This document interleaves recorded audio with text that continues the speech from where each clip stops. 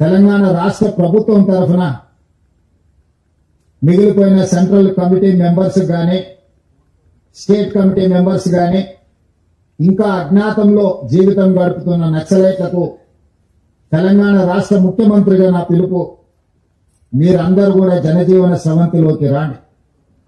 ప్రజలతో మమేకమై ప్రజా సమస్యల్ని ప్రభుత్వం దృష్టికి తీసుకురండి.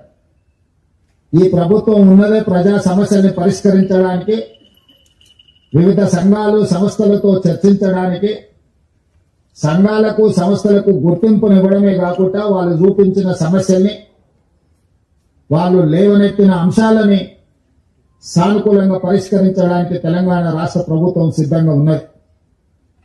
అందుకే మొన్న సరెండర్ అయిన దేవ్జీ కావచ్చు, దామోదర్ కావచ్చు, చంద్రన్న కావచ్చు, సుజాతక్క కావచ్చు, రాజిరెడ్డి కావచ్చు, మిగతా వాళ్ళందరూ కూడా సెంట్రల్ కమిటీ మెంబర్స్ తో కొద్ది రోజుల క్రితం నేను సుదీర్ఘంగా చర్చలు జరిపిన. వాళ్ళ ఆలోచనను, వాళ్ళ ఆవేదనను రాష్ట్ర ప్రభుత్వం అర్థం చేసుకునే వాళ్ళు కొన్ని ప్రతిపాదనలు తెలంగాణ రాష్ట్ర ప్రభుత్వం ముందుకు తీసుకొచ్చింది.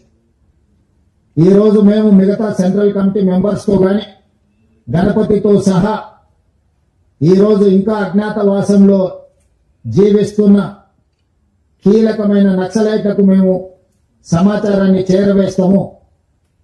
ప్రభుత్వం సానుకూలంగా స్పందించి వాళ్ళ ప్రాణాలకు ఎలాంటి హాని జరగకుండా వాళ్ళు లేవనెత్తిన సమస్యలను ప్రజాస్వామ్యబద్ధంగా పరిష్కరించడానికి సిద్ధమైతే మేము వాళ్ళకు విజ్ఞప్తి చేసి జైళ్లలో ఉన్న వాళ్ళతో చర్చిస్తాం.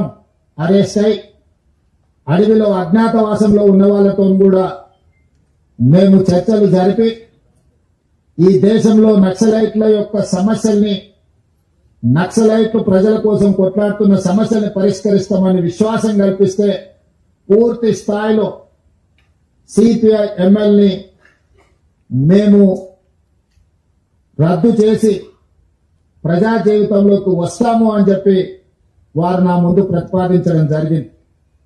నేను వారికి సూచన చేసిన, రాష్ట్ర స్థాయిలో మేము చేయగలిగిన అంశాలను మేము పరిష్కరించగలము.